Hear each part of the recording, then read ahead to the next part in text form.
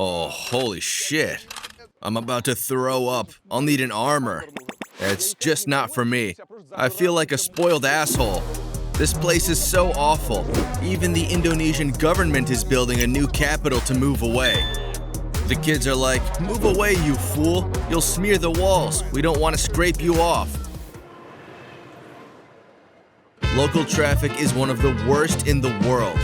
The guy's kind of controlling the traffic. He's like, "You go here, you go there. What would we do without you?" There are so many people, the city's getting tight. It took us 15 minutes to wait for the elevator just to get to the upper floor.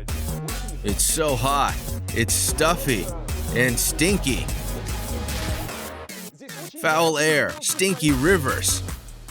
That smell, piles of garbage, it's littered all over. Here's drying plastic, rotten water's leaking down there. Gross. They live here for years. You'll literally go down to the bottom as the city's gradually sinking. It used to be a street some time ago. Now the pavement's barely visible, and it looks like an endless river. Here's a pathway, but it's half drowned too. Watch out, kids. Yes, my friends, this is Jakarta. It's called one of the world's most troublesome cities. You'd hardly wish to stay here for long, and I'll explain the reason today. Sit back and enjoy the story.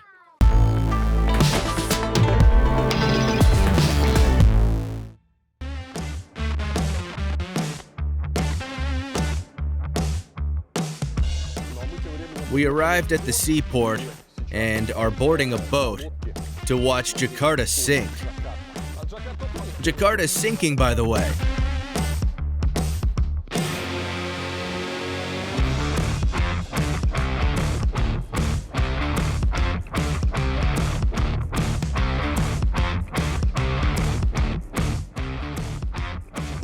We are going to use the boat to reach one of the worst sinking areas, but we met a cargo ship halfway. The crew let us see how it works. Can we take a look? Sure, hop on.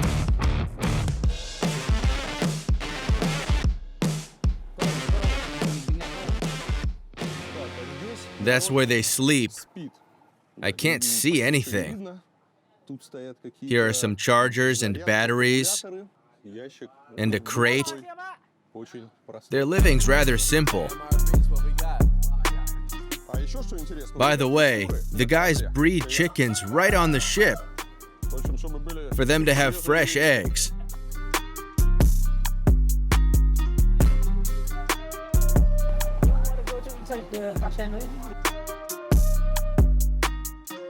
How many people work on this ship? 5 people? 5 orang. Oh, the 5 crew. Mr. Dawes is a captain in the ship. This cargo ship, they just for the cement.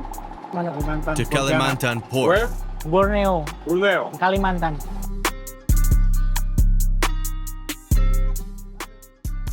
We'll join you for Kalimantan. Welcome to Indonesia. That's how a common Indonesian ship looks like. 5 crew members. There are dozens of cargo ships in the port. They are wooden and nice. I'm not sure they're practical though. But check out the friendly and kind crew. We haven't arranged anything. We just saw a ship, came in, greeted them, and talked to the captain. No one kicked us out. They showed us around. I can't think of any other country so friendly and welcoming. We would get kicked out of the ship in any other country. But here, they let us walk around and film it, and we're totally fine with that.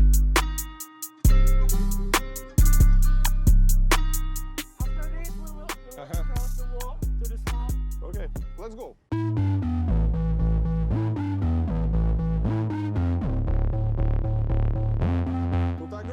There are lots of monitor lizards swimming in the water and crawling on the fences. Watch out when you go swimming. Alright, let's look at the slums. There are no Asian cities without slums. Jakarta's no exception. Let's see how common residents of Indonesian capital live. We're in the area called Marabaru. It's not only about slums, it's one of the worst sinking areas of the city. The government even put up a concrete wall to protect it from flooding.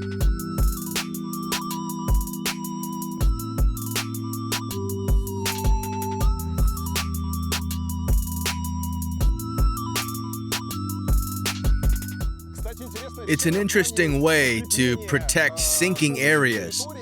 They take regular empty barrels and fill it with cement, up to the half. Then they put a regular, thin motorcycle tire inside. The concrete stiffens, and the tire serves as the handle in a cement plug. Then you can lift them up and cover the ground with cement plugs. As a result, you get a kind of handmade stronghold. This way, they struggle for their sinking land.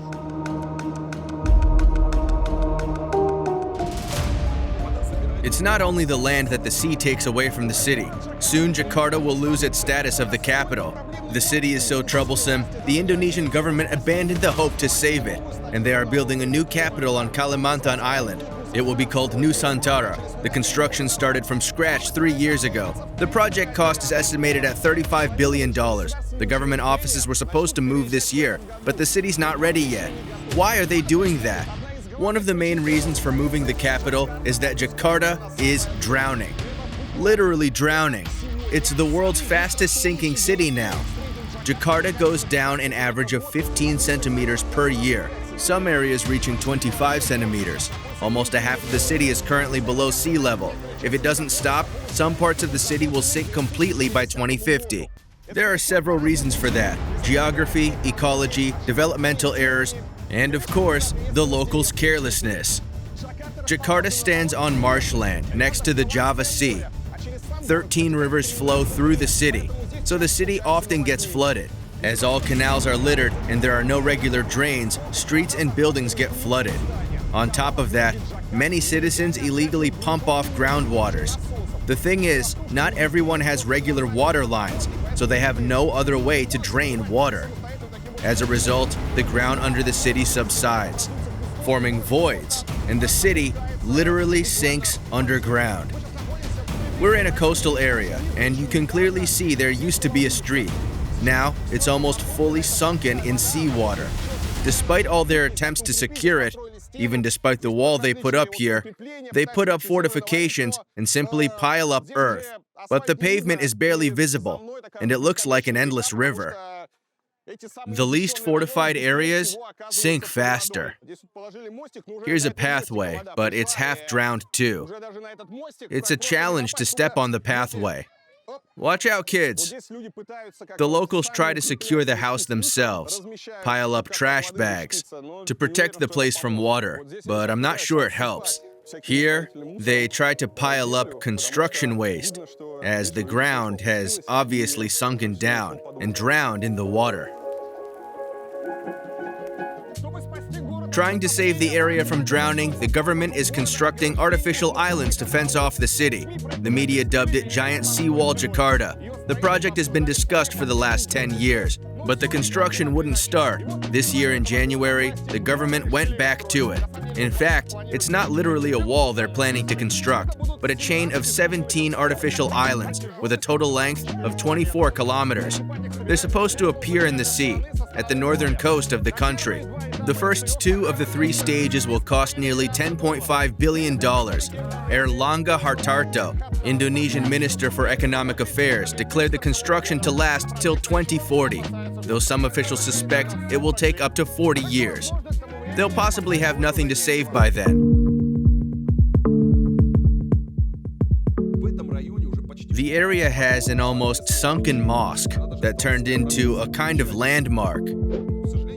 Sadly, filming's not allowed here. I'm sorry to say, but the government tried to close this area and make sure this area not show to the world, because they always thinking about the reputation or something like that. Can we pass the security post or what? I think better no. The area itself is even more interesting than the sunken mosque.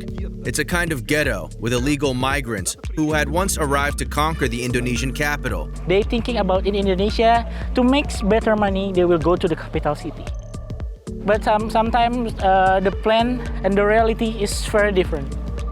So they become homeless in here, they have no place to stay, and actually this area now is become a government area. You tell me that this is illegal housing? All this area is illegal. All there is illegal.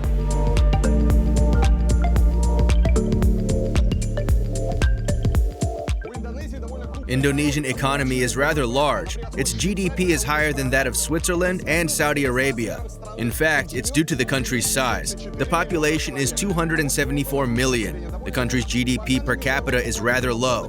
The International Monetary Fund estimates it at $5,000, placing Indonesia at 113th place in the world, lower than Mongolia or Iraq, and 2.5 times lower than Russia. An average Indonesian earns about $200 a month. On top of that, 26 million people live in poverty, amounting to 10% of the population.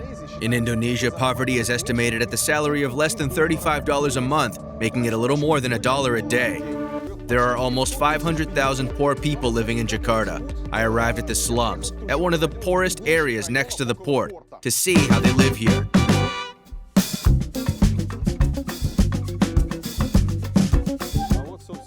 Here are the contrasts.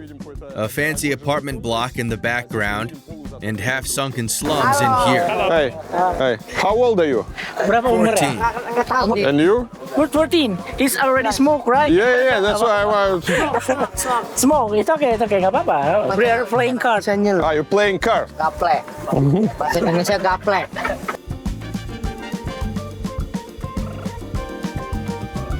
This is a house.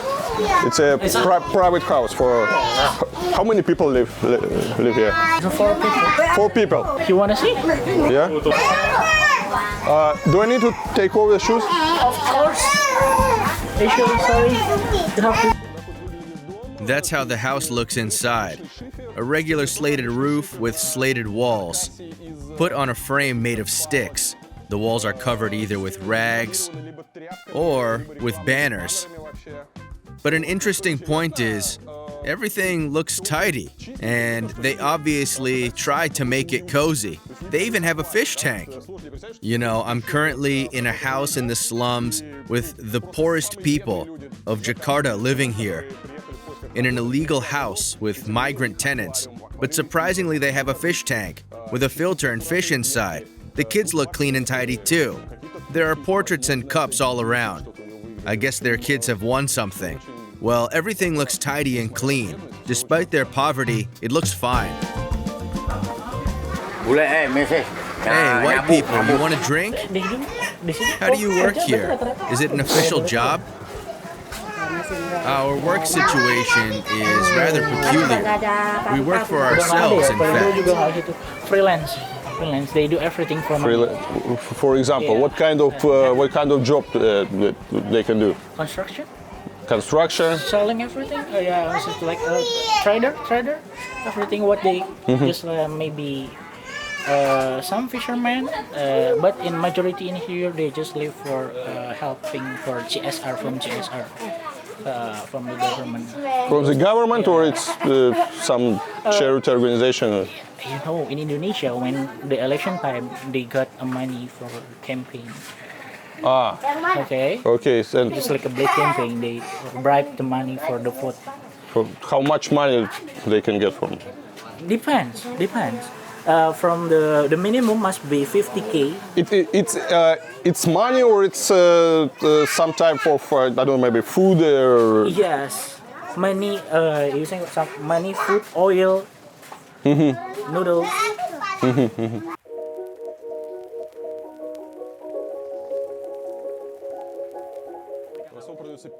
They mainly sell cookies, candies. Most goods are sold in tiny packages. The reason is they don't have much money and tend to buy a small cookie or a tiny piece of chocolate. Here are small packs of noodles, and they really love that kind of drinks. Cocoa, juice, 3-in-1 coffee, instant drinks in small packages are very popular here.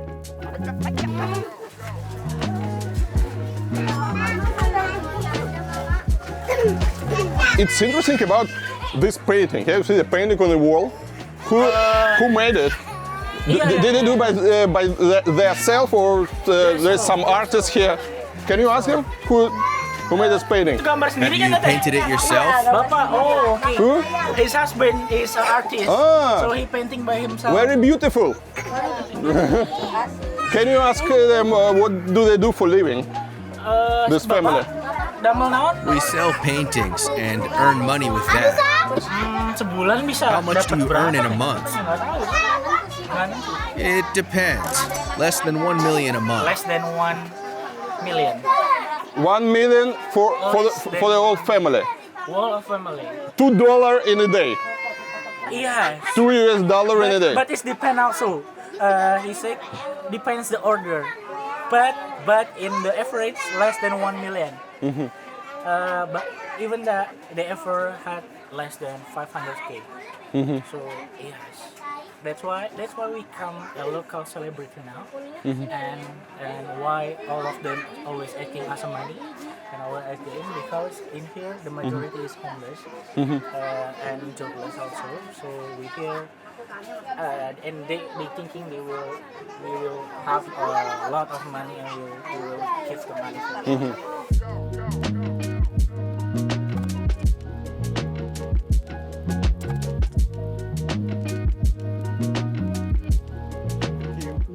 Those streets, I just can't see where the houses end and begin. All houses are illegal. The residents can get evicted at any time. I saw lots of slums and I can say Jakarta ones look horrible. The houses are literally made of waste. I can see it. They stand so densely, you can easily get lost in the maze. Lots of local families live for $1 per day. It looks just horrible. But in such places, I keep wondering at the people who, despite their poverty, their terrible poverty, manage to stay friendly and welcoming. They are always happy to meet you, and even in the terrible conditions, they make everything look tidy and support their lifestyle. Sini kita nanya dok.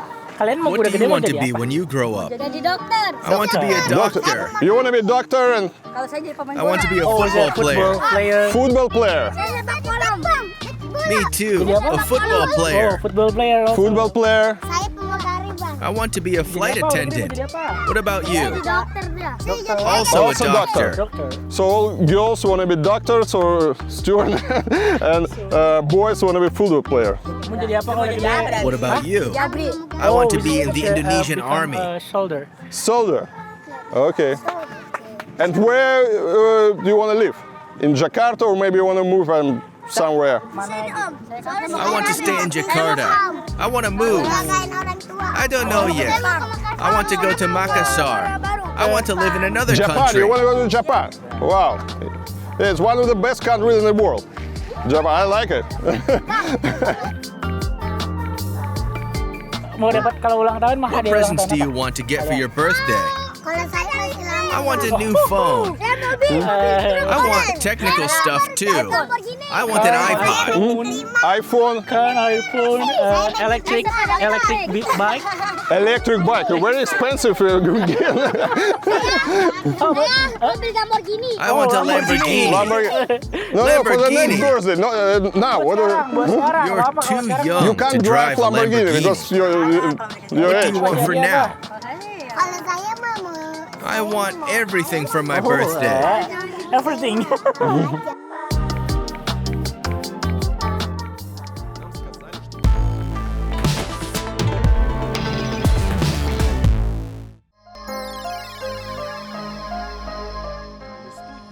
As soon as you leave tourist paths, you'll see a different kind of Jakarta. People live right under the bridge, like 300 of them.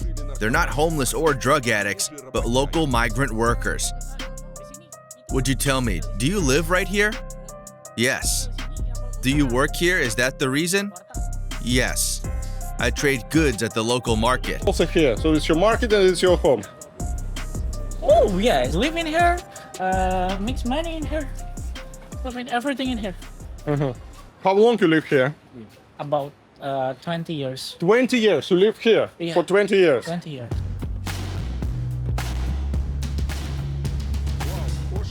Wow, a cat in a cage.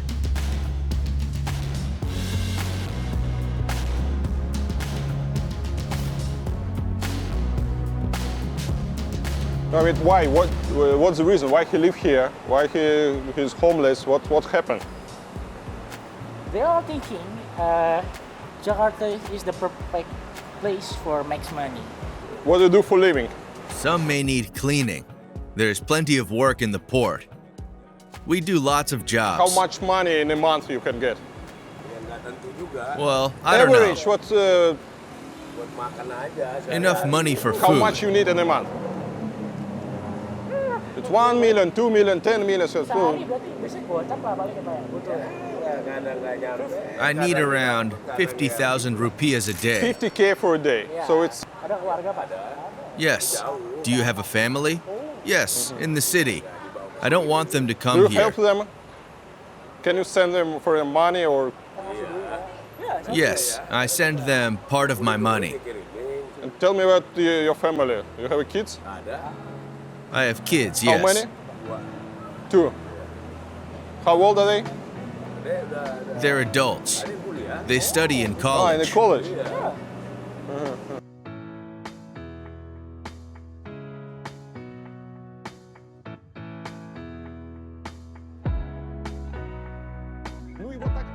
Jakarta can also look like that, some 500 meters from the main tourist square, with its historical buildings, fancy cafes, and tourists riding nice bikes.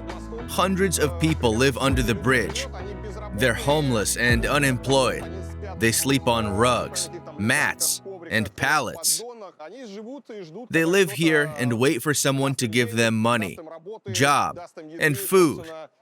Their life goes under the bridge, and that's all they have. It goes on right in the center of Jakarta. You know, most of them are young and strong. They're not like Russian homeless, who are mainly old and disabled. Here, most of them are young and healthy men who are able to work. I have no idea why they don't. Maybe there's no work, or maybe they just don't want to and simply feel fine under the bridge. Here's a regular living room. With the look of it, I guess he works as a shoe cleaner or something. His clothes hang over here, along with his documents, watch, and keys. Here's a calendar, a copy of his ID, just in case. The guy is here. He obviously helped himself with some booze, and he's chilling out. Here's water, and look, here's a kind of his family photo. There are lots of such people. They're just sleeping.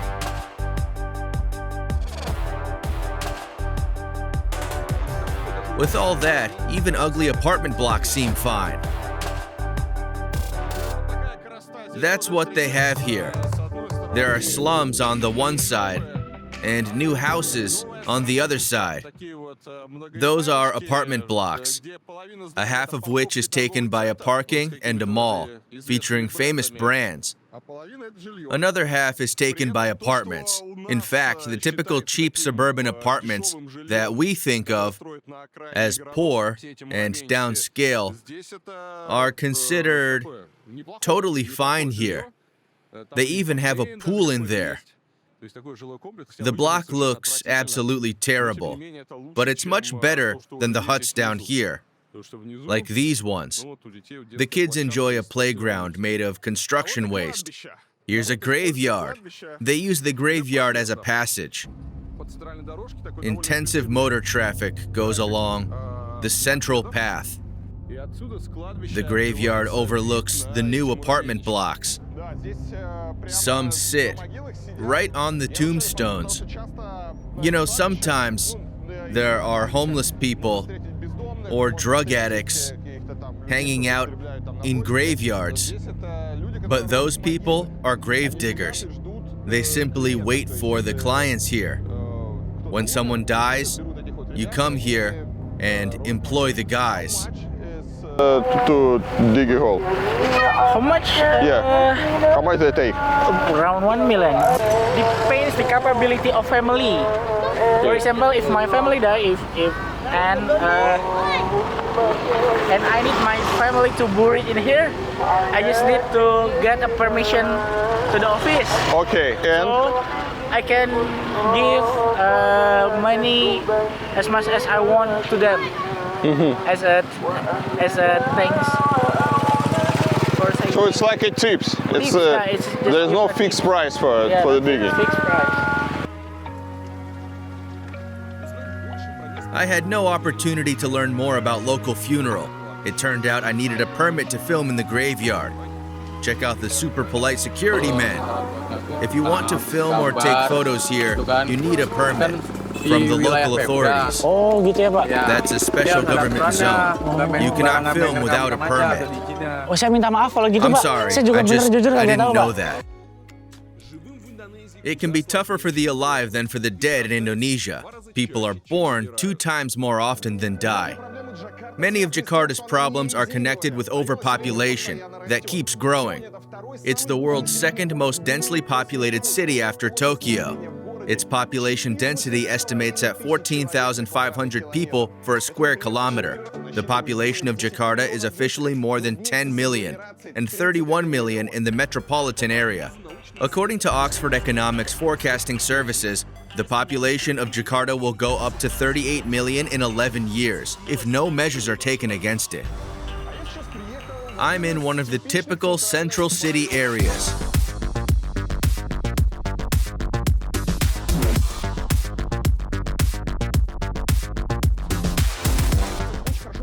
Here's the vivid contrast.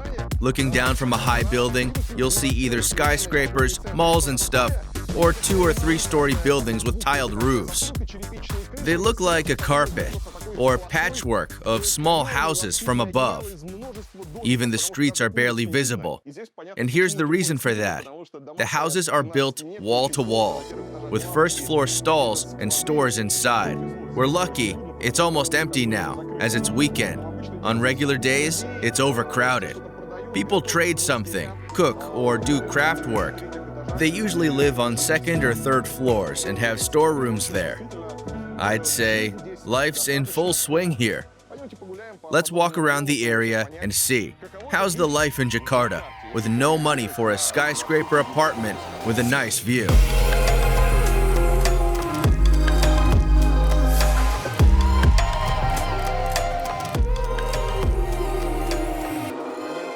Those are sparrows, and they're letting them free. What are they doing? Okay, we have like a cooker when the Chinese New Year. Can you speak louder? Right? Okay. We're the Chinese New Year, yeah. For you. Sorry. yeah. When the Chinese New Year, they try to release the bird. Just like a one-off ritual in Chinese New Year. Okay. You can buy a bird and set it free for luck. It's 250,000. Or a rabbit. The guys are selling rabbits over here. Poor rabbits are locked in the cages, in the heat. The Chinese started migrating to Indonesia back in the 15th century, and throughout the colonial period, the Dutch favored Chinese businessmen at first, as they brought cheap workers with them. The Chinese mainly worked in sugar plantations. After prices for sugar decreased in 1740, Chinese workers went into riots, which led to ethnic conflicts with the locals. 3 days of slaughter came down in history as the Batavia Massacre. Around 10,000 Chinese perished back then. The survivors moved outside the fortress and arranged a kind of small Chinatown. Until 1919, the Chinese were supposed to live in particular city areas and leave them under governmental permit only. After the law was abolished, it took them time to integrate into Indonesian society. There were inter-ethnic conflicts from time to time. The largest one took place in 1998. After that, Indonesian government changed some laws, potentially discriminating against the Chinese. After 2005, ethnic Chinese didn't have to put a special code in their IDs anymore. The latest census in Indonesia took place in 2000. It estimated the Chinese population at nearly 2 million. Around 6 million people were Chinese originated, with only 1/3 of them Chinese speaking. We're in Chinatown. It's Chinese New Year now. But the thing is, local Chinatown is kind of not Chinatownish. It looks rather lame. The local culture obviously turned out stronger and subdued the Chinese one.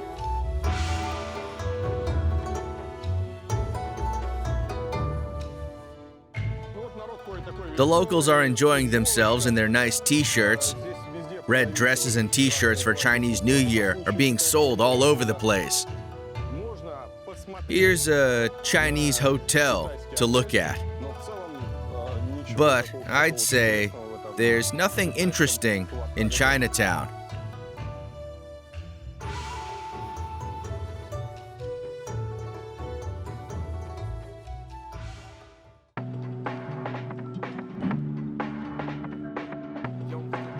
I'd like to show you how they deal with overpopulation and lack of land in Jakarta.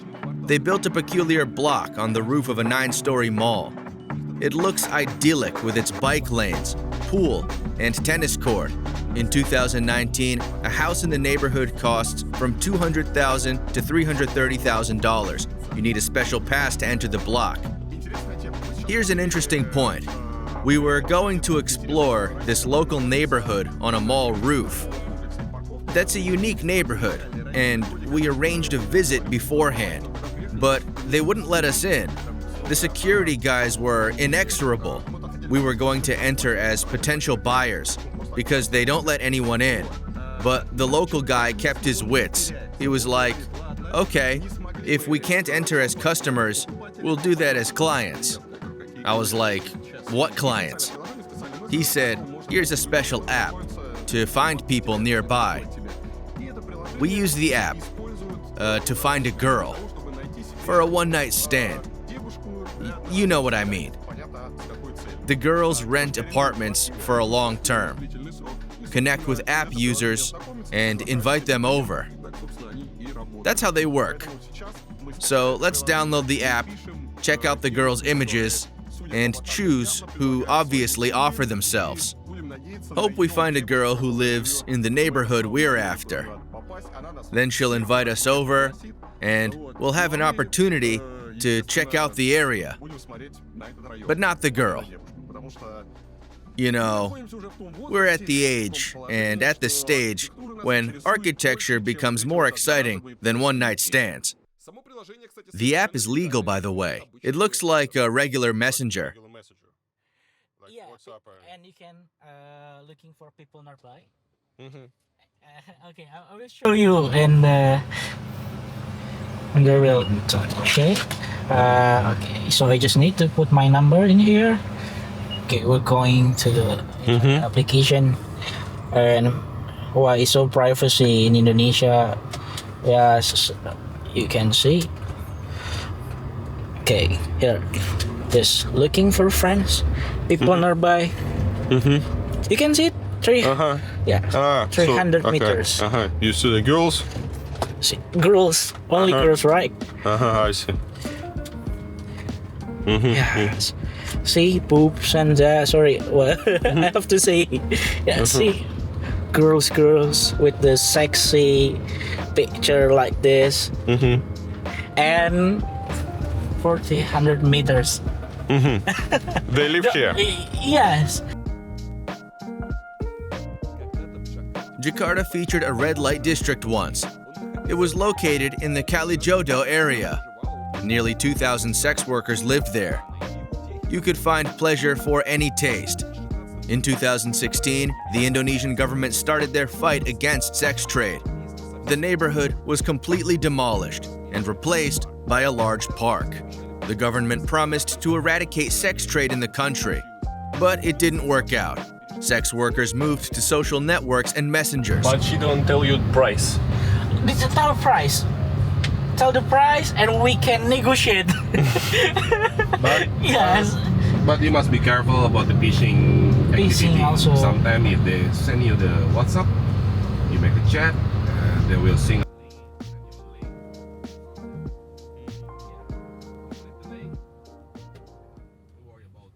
I get her reply.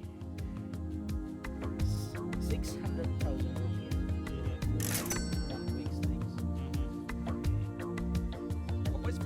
We failed to visit the unique area with the help of girls. Of course, we refused their regular service. Sex trade is not directly prohibited in the country. When they modified the criminal code last year, they prohibited not only criticizing the government, but also premarital sex. You can get sentenced to 1 year in prison for that. Fortunately, the law doesn't concern tourists. Why would the government go into our private life, no? It's not anyone's business if someone wants to have premarital sex. It's not everyone's business why the government wants to enter and regulate our private lives. Yeah. For this? It's jail. Yeah. Jail for man or woman? For both, I guess. For both? Yeah. Yes. Because sometimes, also because of religions, punishment is more strong for women. Haven't had any cases that use that law, but I think we need to see, hopefully not, whether women will get a severe punishment than the men or the other way around. We don't know. But one thing is for sure, I think it's also very important to see this outside the binary. No? That law will be even worse for LGBTIQ communities or individuals because they can't get married. LGBT people are outlaws in Indonesia. They are surely not considered extremist, but just like in Russia, some politicians use homophobia in their election campaigns. Situation in here, like for example now, there election coming up, right? The issues of LGBTIQ are used usually by politicians to gain votes, right? So politicians are basically trying to show the society that they are against LGBTIQ so that they can gain votes for people because of the sentiment of anti-LGBTIQ is on the rise right now. I first visited Jakarta 7 years ago.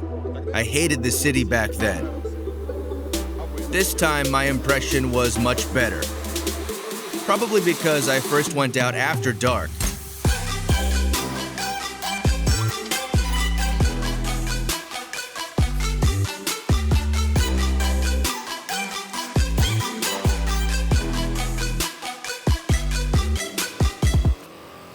Oh my. The guy's obviously riding straight from hell. Here's an amazing bike lane. I'd call it a bike highway, separated from the main road, with lights. It's marked with special symbols to remind us it's a bike lane. Everything looks amazing so far. They have bike lanes, but there are no bikes.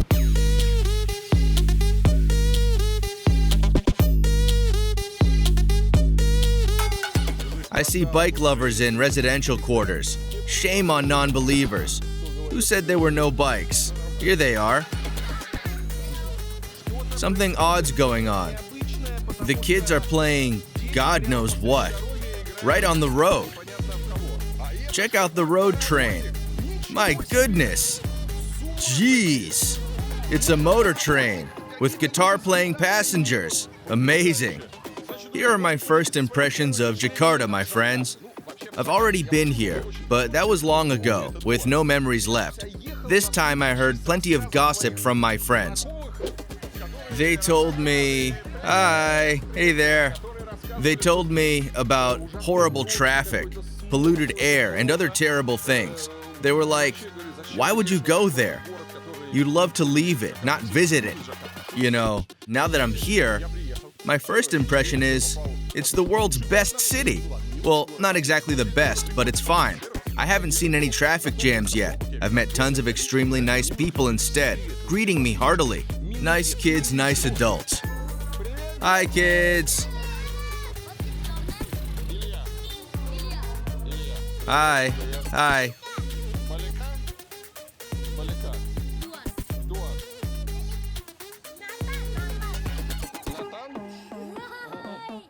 I got it.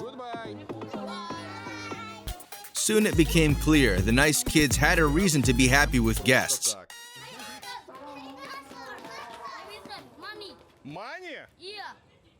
Are you crazy? Hospitality didn't last long. It ended with money. I thought they were sweet, nice kids, but instead of saying goodbye and wishing me a good trip, they started demanding money. I've taken the wrong way, I guess. Let's have a look at Jakarta in the daytime. We'll start from the most hideous spot, the capital city suburbs.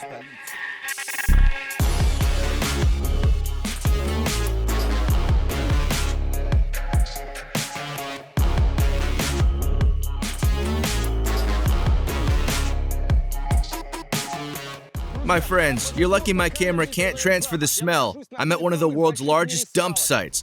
They bring up to 7,000 tons of garbage in here from Jakarta daily. The piles of garbage are almost as high as a 16-story building. The total area of the dump site is equal to 200 football fields. Garbage is one of the biggest problems of the Indonesian capital. It not only pollutes the air, it also leads to floods. Most of the garbage is not recycled.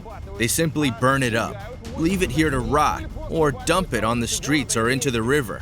According to the Indonesian Institute of Science and Research data, Jakarta Bay gets 97,000 garbage items for a total weight of 23 tons through 9 rivers every day. Thousands of cleaners work in the city daily. They're nicely called the Orange Army for their uniform color. Despite their hard everyday work, the army keeps losing the tidiness battle. Here's a garbage pile behind my back. We're in Jakarta suburbs, a very peculiar place. First, it's an enormous dump site with a giant garbage pile. Waste trucks keep coming here. No one cares about recycling or anything. And a bustling life goes on around the dump site. There are separate settlements over here, and people. I can't stand the smell. I'm about to throw up. People in the settlements sort out the garbage manually. They go through rotten garbage, searching for something to sell or recycle. That's how they earn their living, in the extremely unhealthy conditions. It's 35 degrees Celsius, and the waste's rotting in the sun. It's full of flies and infections. People are literally rummaging through the garbage in search of metal or plastic, something to earn money from. That's a horrible place.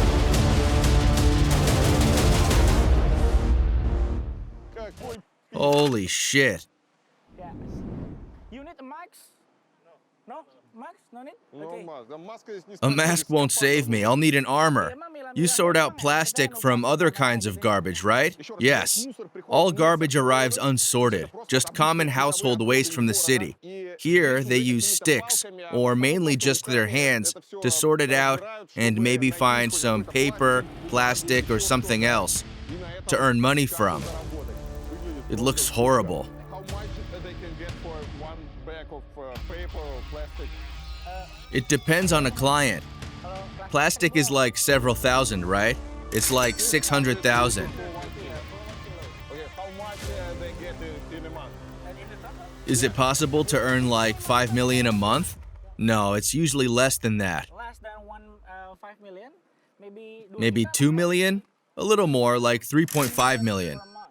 3 million for one person. 3 million. One person, yeah. If you can resist with the smell, you can make money. Sometimes they also find laptop. Okay. So I don't know. What was the most expensive thing you found? A cell phone.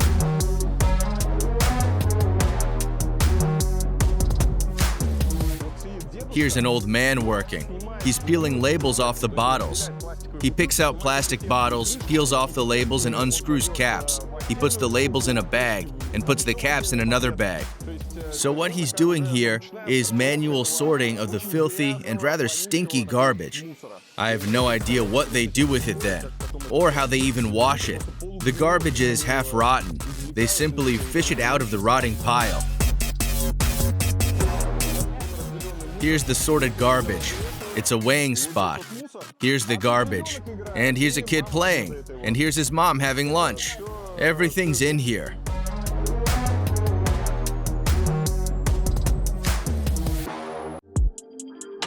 Surprisingly, there are people living in all the stink and dirt. They even consider their life totally fine. That's how the streets of the settlement look like. It's located at the foot of the garbage mountain, and it's littered all over. People live right at the dump site. It's not that they arrive here, work, and drive back home. They actually live here. Here are their houses where they sleep, where their kids play. They grow something right on the garbage land. It's littered all over. You see? You see the garden bed with onions and stuff? With hens grazing right here? Here's drying plastic. Rotten water is leaking down there. It's stinky. It's just gross. I have no idea how they live here. They live here for years. I guess they washed plastic bags and are drying them here to give them for recycling later. The whole spot looks like a garbage hole. The houses are made of ply or something they found in the garbage. They're surrounded with waste and garbage bags. Here's a kitty. Here are drying clothes and more garbage over there. They literally live in a garbage hole. Here's one more house with people inside, and another one. Here are kids living at the dump site.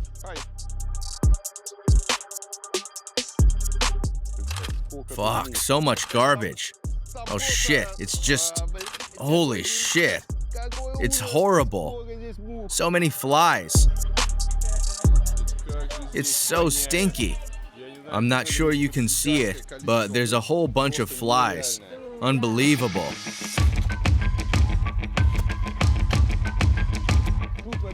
Just incredible. With kids and everything. We live in garbage, in a waste hole, and it's still fun. The garbage place is a common Indonesian settlement with plenty of waste. People literally live on a waste heap. They eat, cook, go out, meet friends, do homework, give birth, and bring up kids. And they still see me as stupid. They're like, we live in trash, so what? It shocks me because it all looks terribly unhealthy. I'm not sure about their health and ailments, or is it really fine to bring up kids in here? The locals don't do health checkups, as they don't have city registration. Say, they were not mentioned in COVID statistics, although the residents are sure they developed immunity to all diseases long ago due to their life on the dump site. Still, in 2019, before the pandemic, a research among garbage workers was carried out. The results showed 42 of the 75 investigated had skin diseases. Thousands of flies are buzzing around, along with rats and insects. Obviously, when there's a giant waste heap, its foot's in no way pleasant. That disgusting smell. It smells like sour, rotting waste. The boy caught a pigeon. No idea what he'll do with it. It's just awful.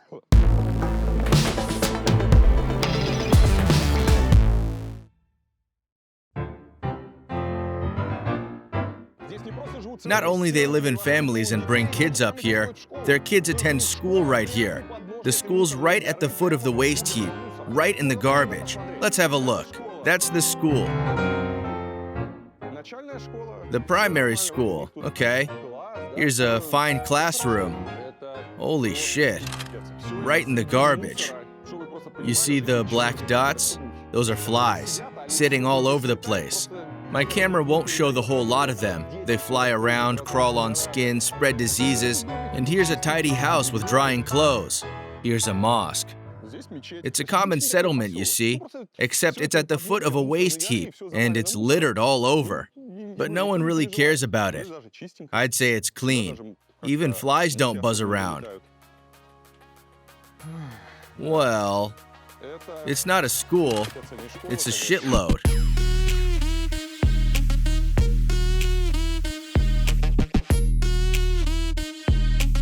Hello.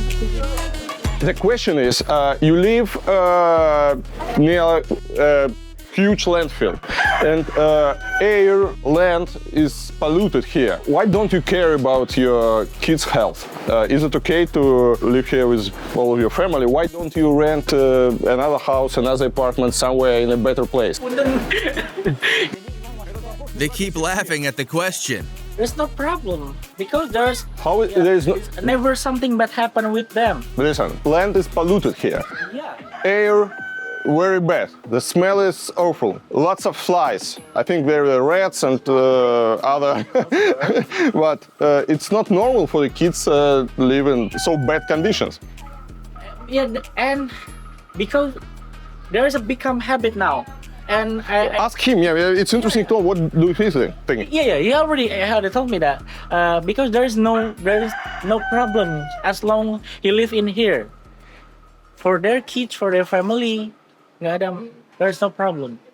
There's no problem for healthy, for everything. Even the water is polluted already. The water is What polluted about here. water? Well, air di sini kan udah itu emang Is udah it clean? masih bersih banget, masih bersih. It's clean. Bening. Oh yes, it's a clean, but not so like a pure water. Yeah. Yeah. Okay, what do you do for living? Damang ano? Yeah. Where do you work? Yeah. Here on the It's land? called You work on the land. business. Yeah. Okay, how much money you earn in a month? I can't really tell. It depends on the season. Oh, it depends. Can it be 2 million? 2 juta. I am 2 million. 2 million. 2 million for all your family, for five members. Yeah. Is it enough for you, 2 million? Enough. What do you think about this place? You like it? How Kalian do you suka nggak like it tinggal in di sini? here? Yeah, we like it. You like this place? This is better than, for example, Jakarta? Is it Here is better? better? Tinggal Do di you sini like it in here? menyenangkan nggak? Adem. Yes, we love it. I just can't get it. I feel flies crawling on my skin. I simply can't get it. That's just not for me.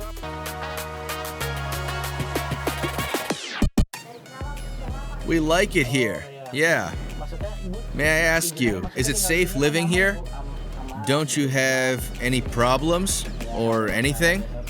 It's fine, but the smell can be unpleasant. Yeah. I'm retired. My kids live in there. They work. They're always in a hurry. I can smell tea. Are you brewing tea? Yes, I love tea. Work for the government to guarding this area. So that's why she buy a house in here and live in here. And his son now become a teacher in the school. What's the salary? Teachers in Indonesia have a low salary. In other countries, the salary is higher, right? Yes, right. 2 or 3 million, isn't it? Yes, around that.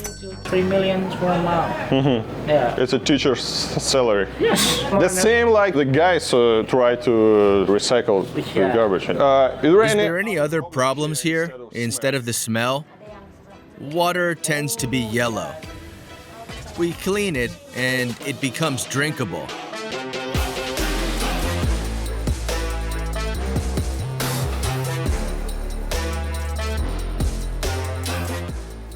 Well, my friends, if you don't want to get stinky all over, don't ever get in here. Although the impression from the city and its residents would be incomplete without such spots. By the way, don't forget to watch my video from Naples. The garbage problem is also rough in there. Of course, Jakarta is not only about garbage. Let's go to Merdeka Square and remember the history of Indonesia.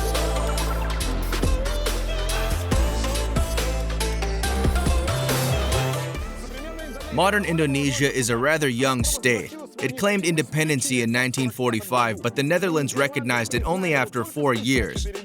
Why the Netherlands?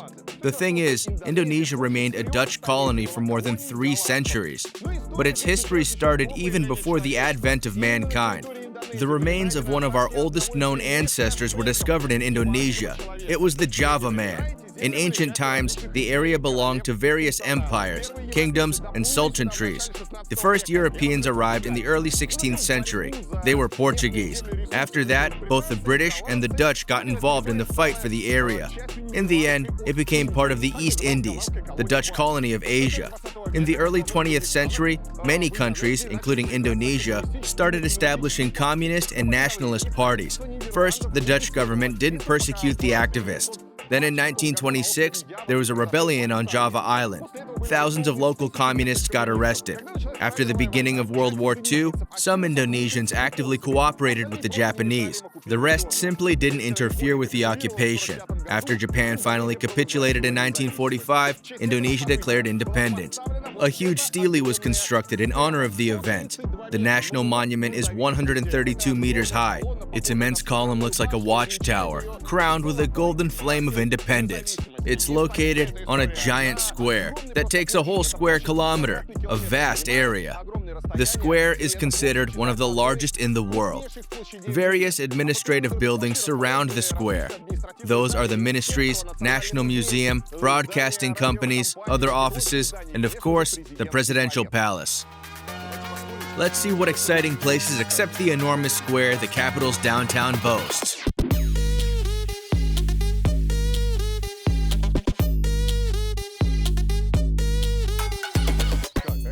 Here's a typical Indonesian food court. That's what it looks like, with tables and various dishes. Each stall has a menu. Well, it looks rather plain. It's $1 or $2 for a dish. Fish or noodles. The food mainly consists of noodles and rice, but it's really cheap. All the dishes look like in a fancy restaurant. You see? Soups, noodles, fish, eggs. They cost like 20 or 25,000 rupiahs. On top of that, they have a wide range of fresh juice. It costs around 15 or 20,000 rupiahs. Well, it's a tourist spot, and you can buy it cheaper. That was a typical food court. There are lots of them here, say in transport hubs where people want to eat fast. They come up here and have cheap fast food. An average lunch costs like $3 here, for a couple of hot dishes and a drink. A full stomach for $3. And a couple of steps away, it'll cost around $1.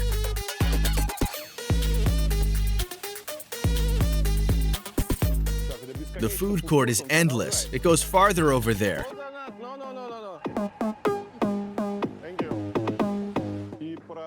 And farther it goes. Lots of small stalls with tiny kitchens. But that's not enough for them to have dozens of dishes on the menu.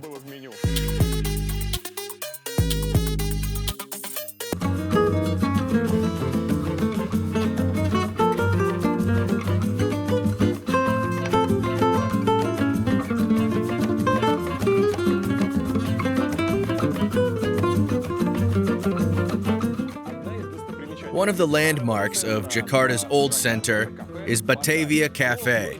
Some think it's kind of historical. In fact, it's not. It was opened in the early 1990s, but it's in a historical building. It's the second historical building in Jakarta. The first one was the town hall turned into a museum now. The place served as a cafe at various points, also as a store, as an office. Then it went back to being a cafe. The design is typically colonial, left after the Dutch. The dining hall is huge, spacious, and luminous. Here's Churchill's bar behind my back. It was named after Winston Churchill. I'm not sure he attended it, but here's his portrait. There was a period in the 1990s when Newsweek declared it the world's best bar. I'm not sure it's still the best now. As for Batavia, it's the old Latin name of the Dutch kingdom. Another reference to the Dutch. The cafe is obviously overrated. It's a regular tourist spot. Everything costs 2 or 3 times higher than it should.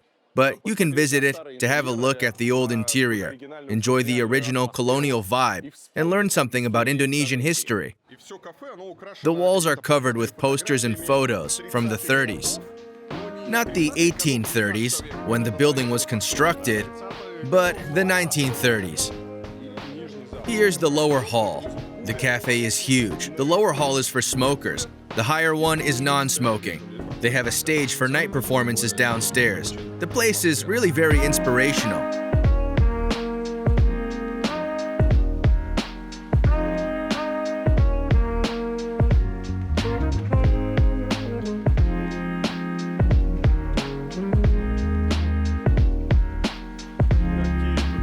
Check out the beautiful horses. All smart and trimmed. They do their best to entertain the tourists, but no one gives way on crosswalks. You should watch out.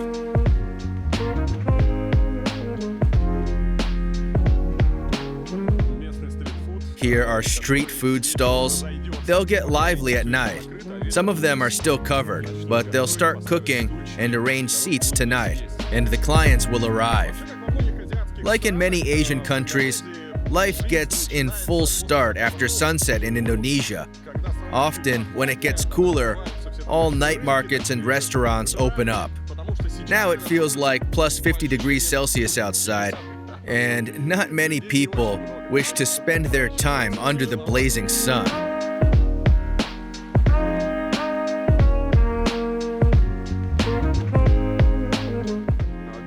Here's a huge food court.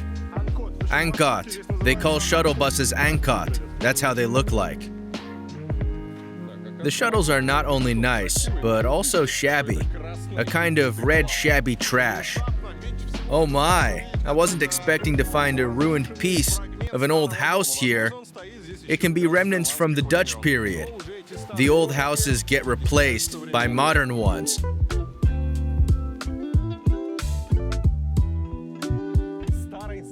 Old houses are taken by markets. Well, the guys obviously don't know how to deal with all the splendid and rich architecture. Look at the marvelous wooden entrances that used to contain doors once. They simply fix them up with nails and use the panels to display their goods on. The passage is blocked. Everything looks shabby and useless. They should have fulfilled the potential, like arrange a splendid exhibition hall in here, or a fancy hotel, but there's nothing in here. Alright, let's go see the Dutch canals.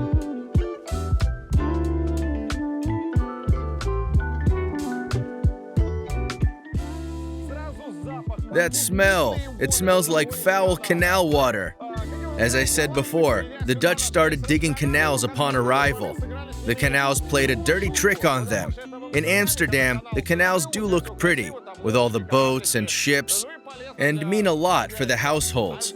But in Indonesia, it's plus 30 or 35 degrees Celsius all year round.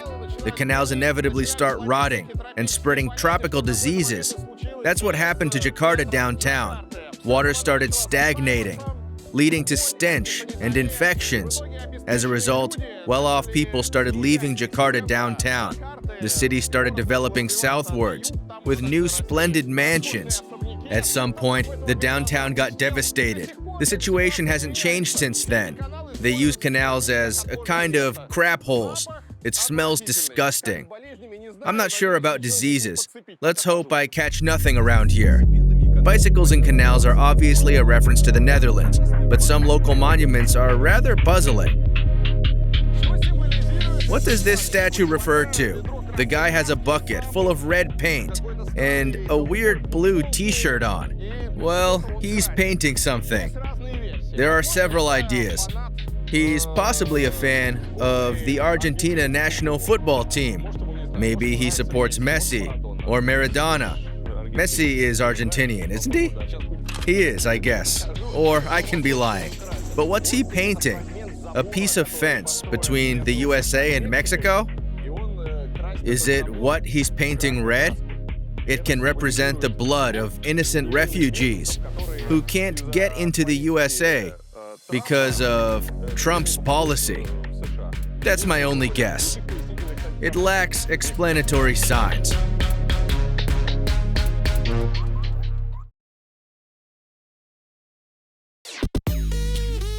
In 2018, Jakarta had a chance to get better.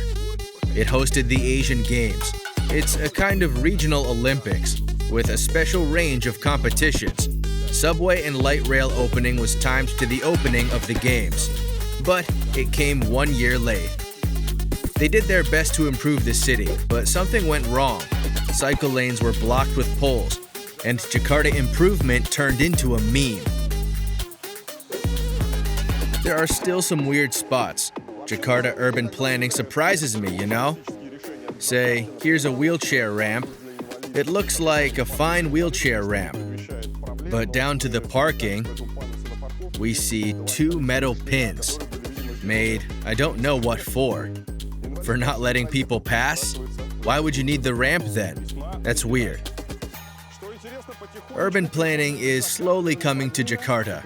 They renovate the streets, put up some poles and tiles. Well, it looks kind of... they still have work to do. You see, Jakarta is getting better. I guess it used to be a dim passage, but now it's nice, colorful, and jolly. Subway trains are passing over there. Here's the entrance. Some Jakarta areas look like a modern Asian city.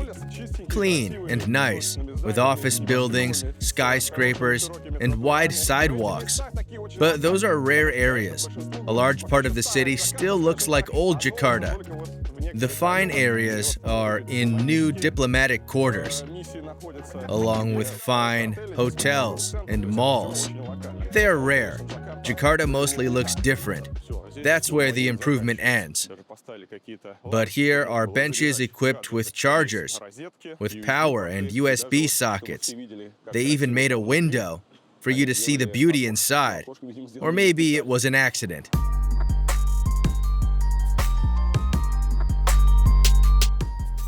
In fact, Jakarta still tries to get better. Say, they gradually demolish slums in the center. I'm not sure tourists are allowed here, but alright, I'll do it for the sake of content. The guys are selling amazing roosters by the railway. You see, Jakarta is clearly getting rid of slums. It used to be a huge slum area along the railway. Then it got demolished. Jakarta's getting better each day. I can't get enough of it. The city keeps improving and rising. Hello, hello. Check out the nice girls eating. I've no idea what they're doing in the detritus, surrounded by trucks. Can they be truck drivers? I don't want to blame anyone, but my life experience, it's vast, you know? It tells me some of those girls are not truck drivers at all. I wonder, when I show slums demolition and city improvement, is it criticizing? On the one hand, you'll say, Ilya, you found shit again. On the other hand, I'm showing the improvement and praising the city mayor. I don't want to be insolent.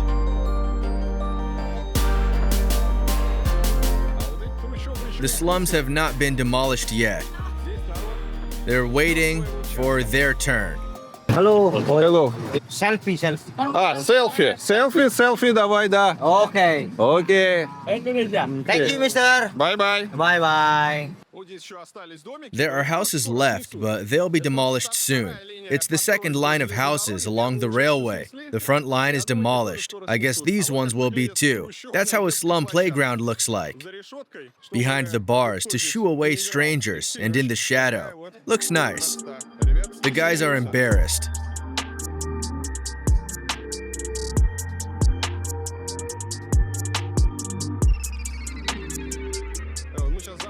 We're entering the slums that are not demolished yet.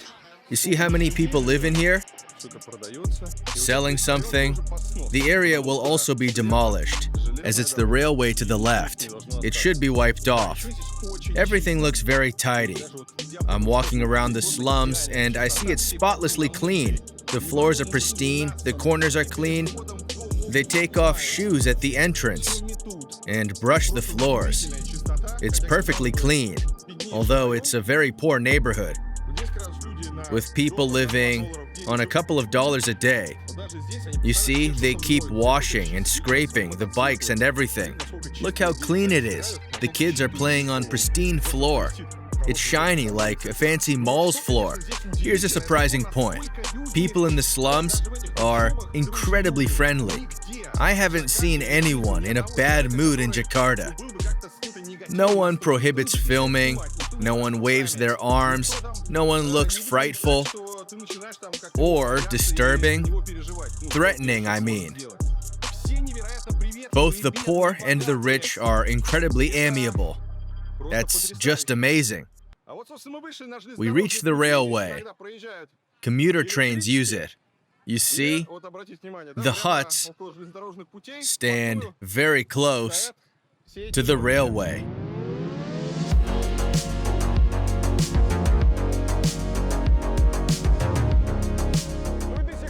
Just like in some Asian countries, there's life by the railway in Jakarta.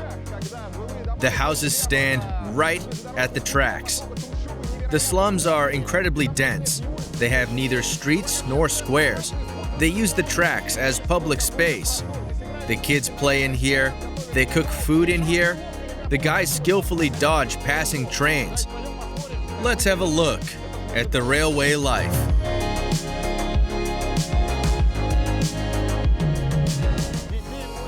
There are lots of kids. They're having fun. The station's looming over there. A mattress, a pigeon, being tortured by the kids. People are working right on the tracks. The guy's sewing together with his kitty. Charming. They even ride their bikes in here. I wonder how they do it. It looks just like our village. The women are sitting on the bench, watching passing trains. Concentrated Indonesian life is going on inside. The train is coming, and the kids scattered away at once. I didn't feel the train coming, but they did.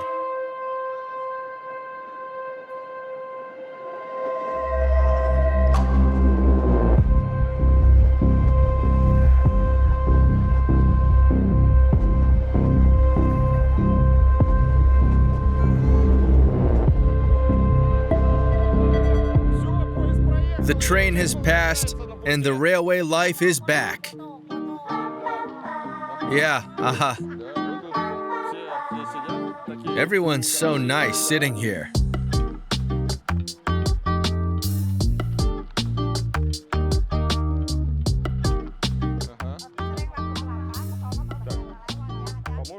I guess she means the train's gonna hit me. Thank you. Here's another train. It moves soundlessly and fast. You see, it's 50 meters away, and it's totally quiet. The sound's coming now. Those are quiet trains.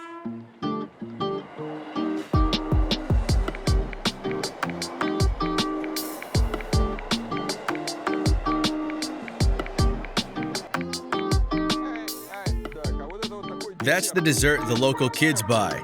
It looks like a sweet pancake, sprinkled with sugar powder. The girls got it, and no one tries to grab it. So it's...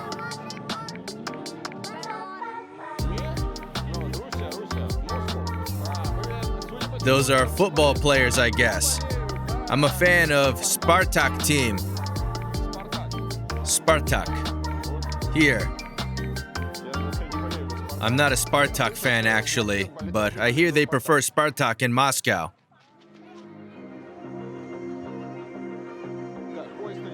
A train's coming.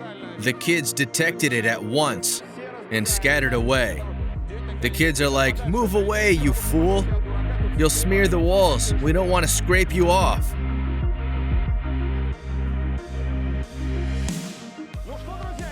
Well, my friends, that was Jakarta, the capital of Indonesia. I hope you enjoyed it. Don't forget to click like. Some say it's one of the world's worst cities with terrible traffic and poor ecology. A stinking city, in fact. But you know what? I liked it. Not because there's a law in Indonesia restricting the criticism of amazing Indonesia and its wise officials, but because Jakarta is really interesting. I wouldn't want to live here. The reasons are the same. Traffic, ecology, and stuff. But it's one of the world's largest cities. A developing city. A city trying to solve its problems.